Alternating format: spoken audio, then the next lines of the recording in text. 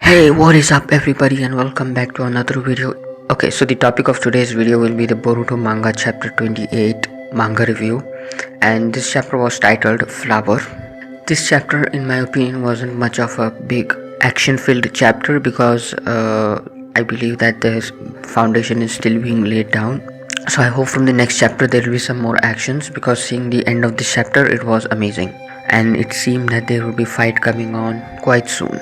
So this chapter opens up with Kawaki and Naruto roaming around. So in the end of the previous chapter, when Naruto said that I'll be taking Kawaki somewhere, I thought that it would be some training related kind of special thingy, but what it turned out to be was they were roaming around, and while roaming around they meet Sarada, and they take some snacks. I think it was kind of bun with paste, and it was some kind of I don't exactly know the name. Some taiyaki was mentioned, which I don't think is true, but then it could be maybe because I couldn't see much of it. And here again we see a fact kind of thingy that his childhood wasn't normal. His meaning Kawaki's, because when Naruto says to pick up a snack, he is confused about what to choose, and then he decides to take chocolate. And all his life, his entire life, he never had a freaking chocolate. I can't believe that, and it feels kind of sad seeing that. And this shows a jab that how weird and how saddening his childhood had been for him. While they are going at their destination, we see a group of children playing around, and one of them accidentally bumps into Kawaki, and again another jab is thrown on his past childhood. He lived his life on extreme alert and always have been on the edge, and then immediately when the child bumps into him, his immediate reaction is to turn and attack him. And in this, Naruto has an extremely hard time trying to stop him in his base form. Mind you that he didn't go in Ninetales form, he was in his base form, in his normal form, and he had quite a hard time trying to stop him, because if he went into Ninetale mode it would cause a panic, because we have him being in the center of the village, and then people know that if the Hokage has gone into his Jinchuriki mode, means the danger is extreme, and then it will draw unwanted attention towards Kawaki and all that kind of thing. That's why he didn't go.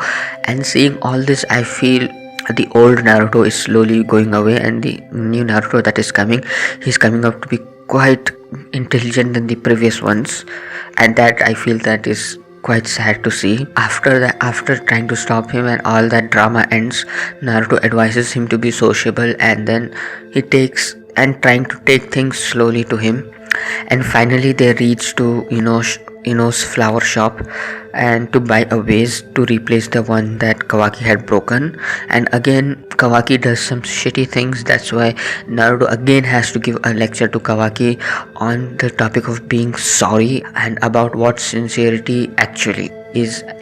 Another jab at his past, and at this point I feel really sad and sorry for Naruto, because he has to go around lecturing and giving lectures to people when all my life I've seen Naruto being the one getting lectured. So it feels kind of weird that Naruto is the one giving lectures. But then I feel sorry for him because he has to babysit Kawaki. When all they've chosen the vase and the flowers are chosen, that time begins to place flowers in the vase, and then at the edges of the flowers, the place where the flower has been cut off from the stem, when it was being inserted into the vase, Kawaki imagines it and he feels it to be like those needles that pierce him by Jigen, and this causes a panic attack in him, and he ends up releasing his karma. And this is another reference to his past. And at this, Naruto he again realizes what he has been through, and for once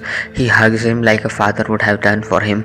And now in this chapter, like just in 3/4 span of the chapter, we had 3 references being thrown to his past. So that means that I believe that some of the what the mangaka is trying to show more about his past, so that what comes ahead the readers will be able to sympathize with him. That is what I think. And then after this they return back to their house, and Sarada leaves, and then Boruto accepts Kawaki's sincerity but says that Himawari had loved the old ways and he'll have to fix it up, and he gives him the glue, and then the scene transition happens, and then the only action part is at this one, and it wasn't much of an action. We have those two members from Kara. They've reached the outskirts of the Konoha village and they are about to infiltrate into the village, and there here we have the talking about this special sensing unit of the Yamanaka clan led by Ino, and Koji, he says that they can sense chakra and they can differentiate whether it is local chakra or a foreign chakra, and based on this it can cause problem for this, and because of that Koji of Kara, he infiltrates the village alone, leaving the woman partner behind, and he says, I quote, "Just like I said, you won't be able to do this, so if you don't want to make things worse, stay quickly." And then he disappears off across the wall of the village, and then the other partner, she's surprised that he is able to infiltrate so easily. Now based on all this, what I think is maybe he might be a past member of the Leaf village, because earlier we had seen Ao of the Mist village, and the last time I remembered Ao was when he was in the headquarters during the 4th Great Ninja War, and the headquarters had blown up and he was supposed to have died at that time, but surprisingly he didn't. So maybe I think that he managed to surprisingly escape. I don't know how, but since he was an ex-member of the Mist village, based on this I think that Koji must be some kind of guy close to the Leaf village, and that is why he was able to infiltrate seriously.